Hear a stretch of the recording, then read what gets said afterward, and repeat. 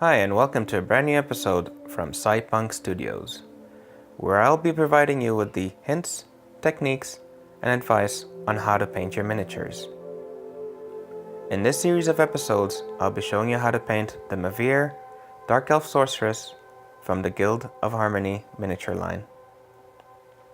In this part of the episode, I'll be showing you how to paint her skin tones and how we achieve them.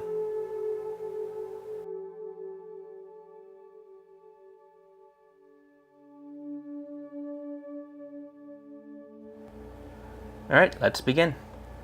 As you can see, we've already cleaned and primed the model in gray color. This will allow me to keep the colors in neutral, and it will allow me to also control the vibrancy of the colors. Usually you can't get that when you do black primer or a white primer.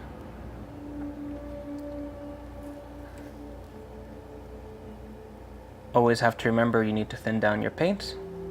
It will allow you to have a little bit more control, and at the same time you don't block up all the delicate details, especially on her face and any other parts of the miniature itself, as you will see in future videos. We'll start with the base coat of Pale Flesh from Vallejo Game Colors.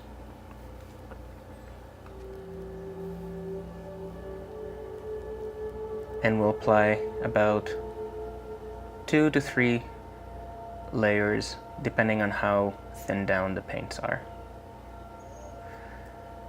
You can always take your time, let the paint dry in between layers, and at this stage you don't have to worry about keeping it neat per se. You can always go back and we can always clean up the edges later on when we finish up the model.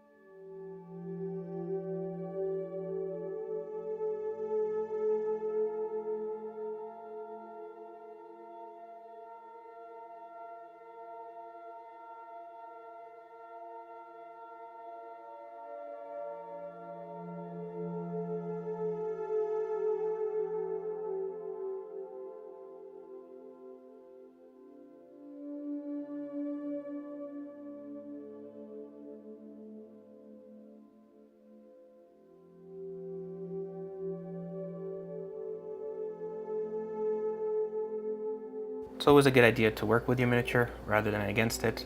If it means you have to turn it upside down or on its side in order to get to the areas with your brush, by all means go ahead. I use a cork from a wine bottle to stick the model on top. I know people used old paint pots to do the same thing. Whatever you're comfortable with, by all means go ahead.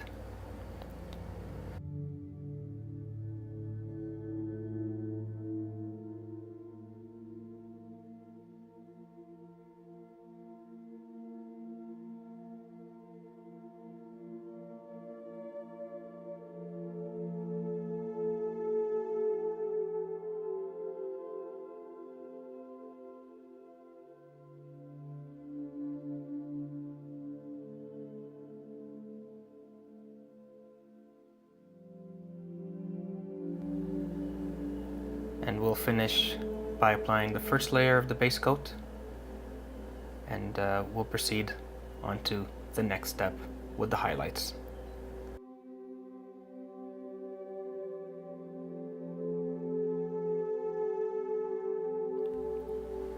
Now we're back again, and I've actually applied 3 layers, as 2 wasn't enough, and as I mentioned before, depending how thinly you do thin your paints, it normally takes about 2 to 3 layers.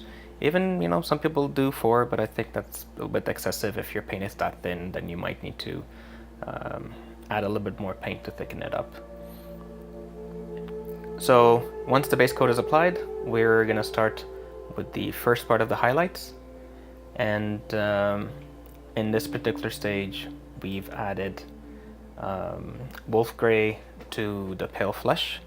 I've done about 50-50 mixture to start off with, and worked around with it.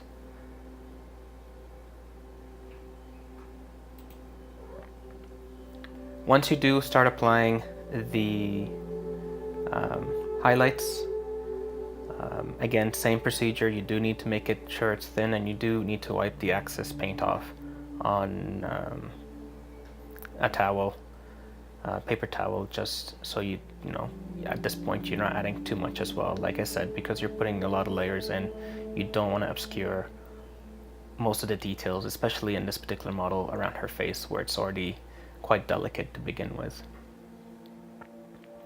Now with the highlights, you do need to start picking up areas that the light would pick up from. So usually her top of her forehead, her nose, cheeks, chin, and at this particular point as well, her front leg, the right one that is kind of walking forward.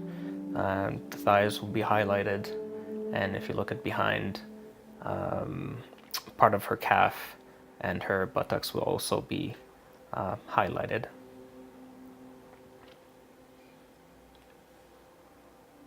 So again, take your time.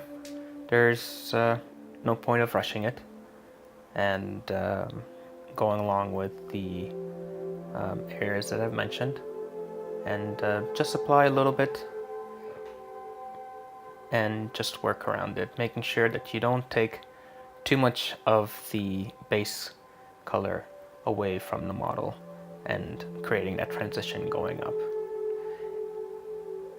These couple of next steps will show a little bit of blotchiness in the transition, but that will be covered up later on when we glaze and wash the model to bring all these colors and tones together.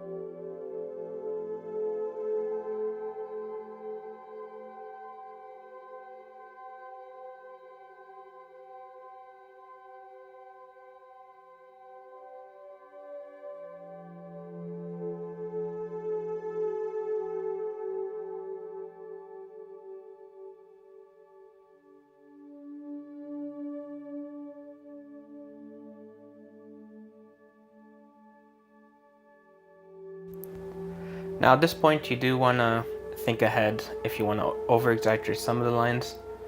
In this particular model, it would be around her, just underneath her rib cage, around her stomach area, and her thighs. It's always a good thing to work with the placement of the highlights and later on with the shadows. This way it creates a little bit of texture per se, in the sense of where the body folds and how the light hits it.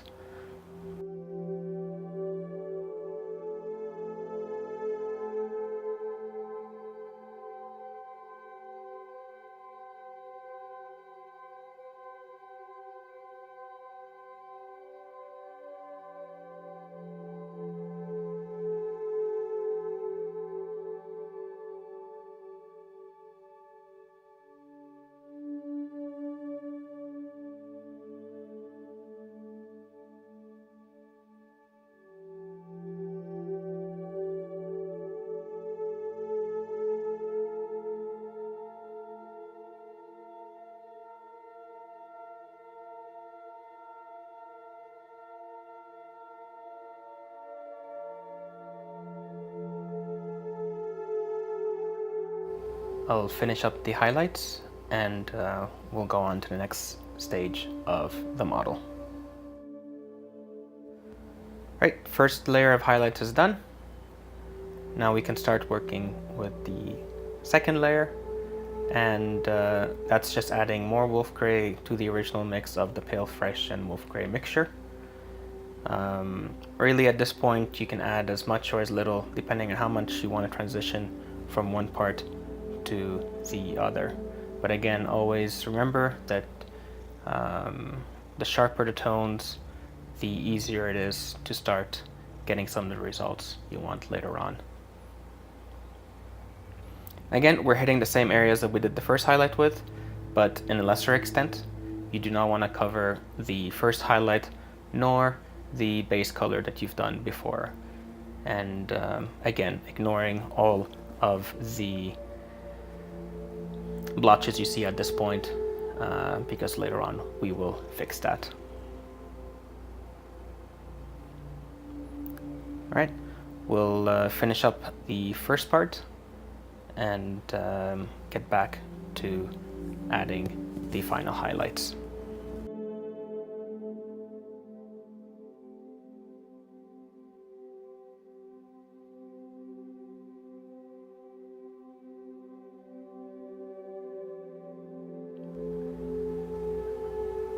As you can see, we finished 2 of the layers of the highlights, and now we're going into our final one, which is the ghost gray. And this mixture is pretty much all ghost gray with just a touch of the pale flesh. And this way, you know, you tend to keep the tone under the similar levels all throughout the layers.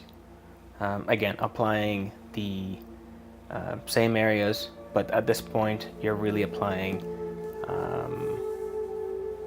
you know, just a little bit, just to bring out some of the edges at this point.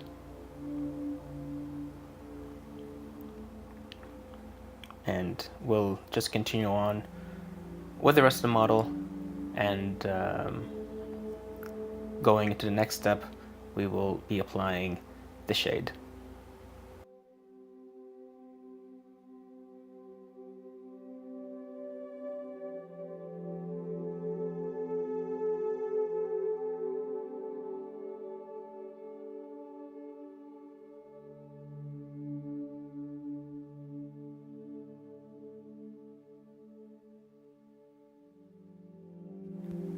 So onto the shading aspect of the model. Here I've used the Carlberg Crimson from the Citadel paint series. Again, I'm not usually a big fan of working straight out of the bottle, and in this particular we would take some from their paintbrush, lay it on the palette, and just dilute it just a little bit to have a little bit of control with the brush. Again, you don't want to go too crazy and apply too much. This way you risk the chance of blotches. It ruins your transition, it ruins your model. Sometimes you have to start all over again, especially because we're doing a lighter base skin tone rather than a darker one, so it's easier to spot, and it's kind of always difficult to get rid of without starting all over again in that particular area. So again, work with your model, make sure that you're following where the shadows are. With shades, it's always, you know, they always go find where the recess areas are, so it's always, you know, helpful to push the paint towards that particular areas of the model. And if there's always too much on your paint, you can always take a dry paintbrush and just have it soak up the excess ink or shade before it dries up onto your model.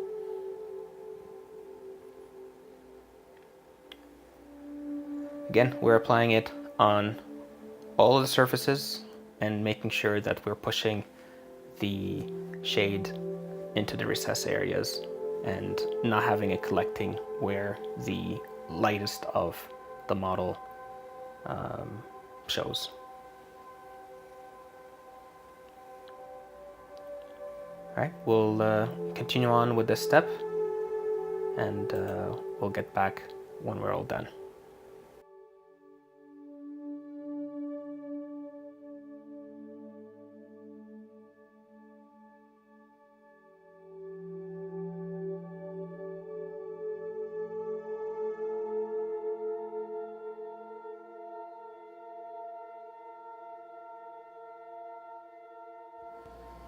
Now that the shading is complete, you always want to make sure it's completely dry before you continue on to work. This way you're not risking extra bleeding of your next layer paint.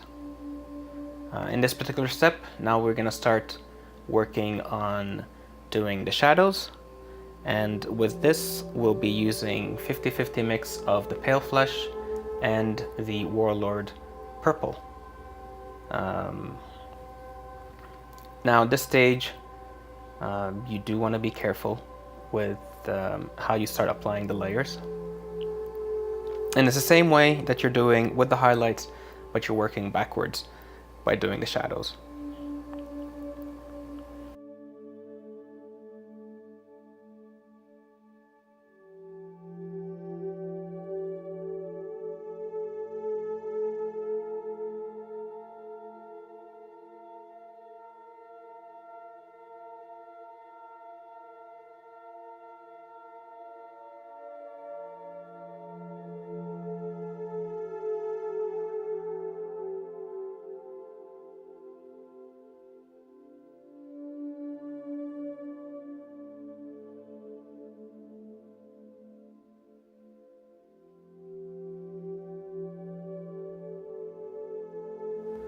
So now that the shadows, first layer of the shadows is complete, what I'd like to do here is go a little bit on the extreme, and I've taken a little bit of the Warlord Purple and the Hex Lichen, and now what I'm going to do with that is trace some of the areas that I really want dark, and to, you know, create this three-dimensional feeling of the miniature.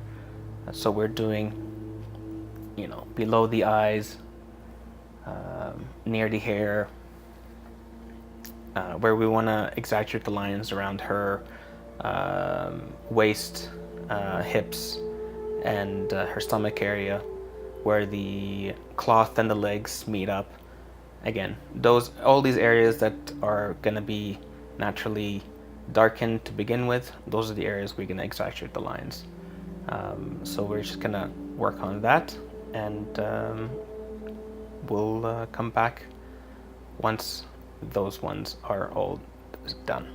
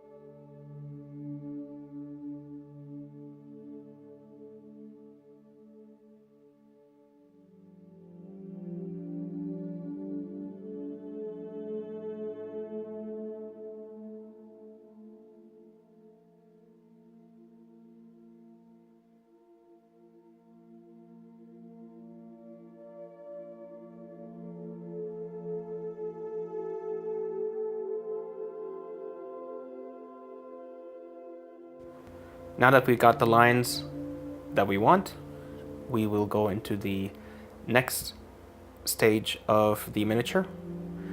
This does require some more advanced techniques such as feathering and wet blending, something I could do in future video tutorials if you would like me to. Just comment in the section below.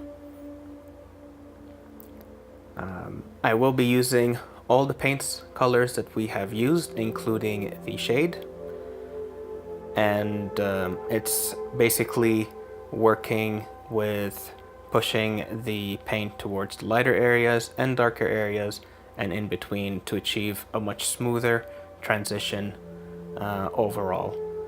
This is going to be a little bit more frustrating, more time consuming, but at the end you will get a much better result overall.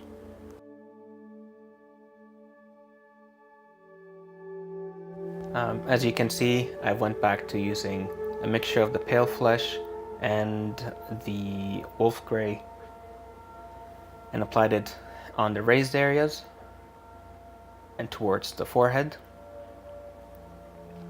And then I went back using the pale flesh and the warlord purple and start going from the top to the bottom.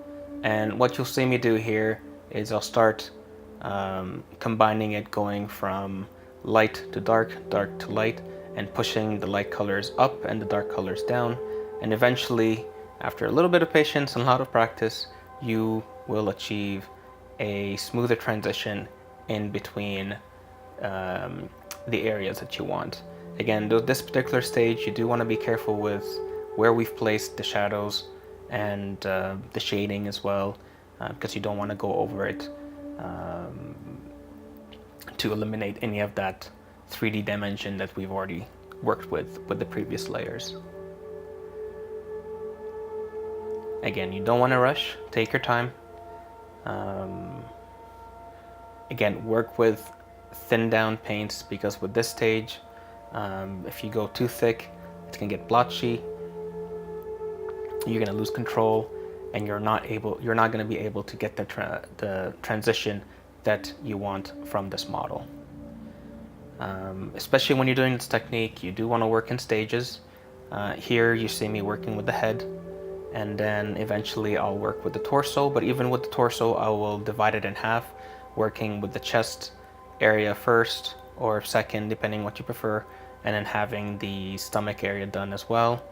And again, you'll start seeing me doing that pieces by pieces. This way it's always easier, you have more control, and it won't be as frustrating as trying to do the whole model at a very timely manner before the paints that you're trying to work with dry.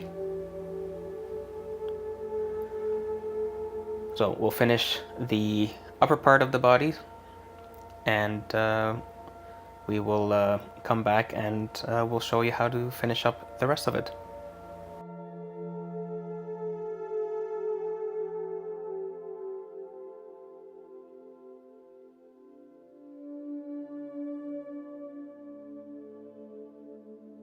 Alright, as you can see, we finished up the top half of the miniature. Everything does look smooth, and you could start seeing some of the shadows and how the paint kind of smoothly transcends from the lighter areas to the darker areas without losing any of its detail. Again, this is where we always wanted to over-exaggerate some of the lines. This way you could see where the folds happen and where parts of the body is bending depending on how the miniature is moving.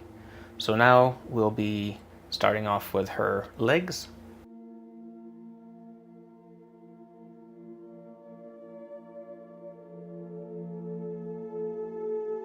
Same way, again, not forgetting on how I previously said that you want to work with the model, making sure that you're moving your paintbrush alongside of the leg rather than against it.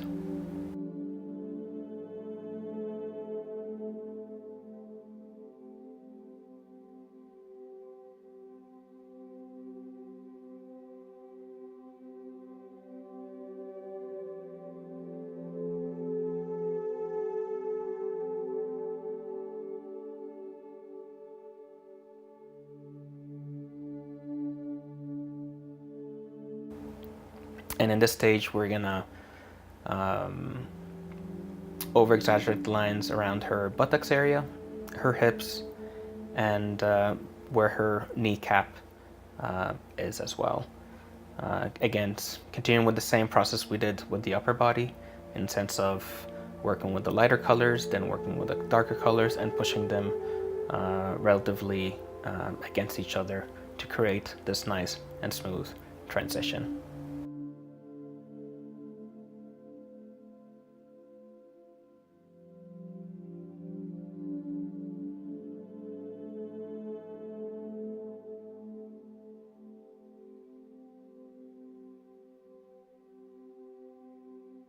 Again, when I'm doing this as well, and I don't know if many people do, I do also apply some of the shade that I've used as well. It allows for a nice little medium to bring some of the colors in between. I don't apply it as excessively as I do in the first stage.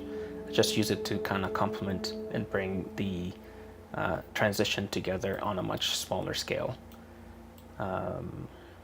Again, being careful of watering it down and just using a little bit of it.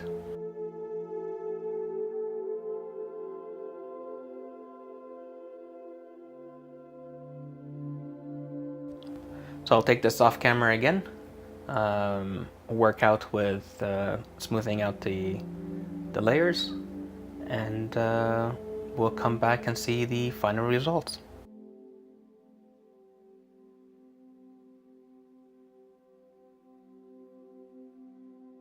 Now we've pretty much finished with the transitioning of the colors all together. As you can see, the model is coming along.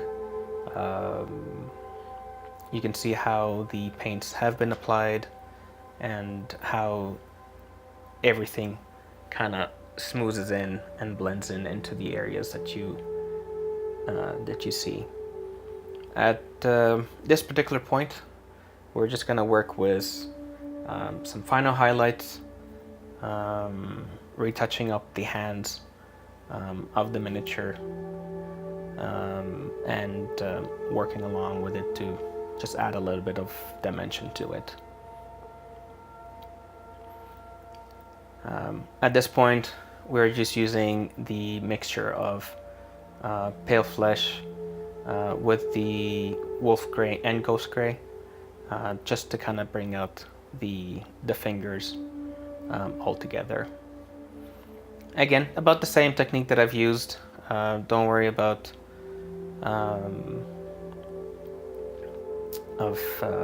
trying to make it as specific as possible, but just bringing out the highlights, making sure that when you do to not cover the fingers completely. This way you're ruining the shadows that we've applied before. Again, I always work by applying the tip or the edge of the brush instead of the tip, and it allows for the upper edges, this part, the fingers, to catch the paint rather than having the bottom as well. And that usually happens when you try to force the tip to do most of the work instead of the edge of the brush.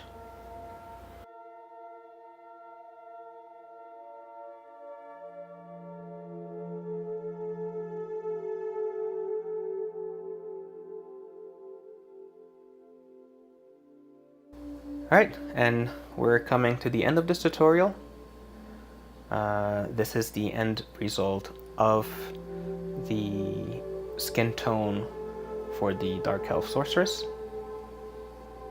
I hope you do find this helpful, and you'll be able to apply this to your current painting style. If you did enjoy this video, please hit the like and subscribe to be notified for the future episodes for this series to finish up the Mae'viir Dark Elf Sorceress. And yeah, you can help me up as well at Instagram at Cypunk Studio. This way I'll keep you updated with the next stages of my future jobs as well. All right, you have yourself a good one. We'll see you the next time.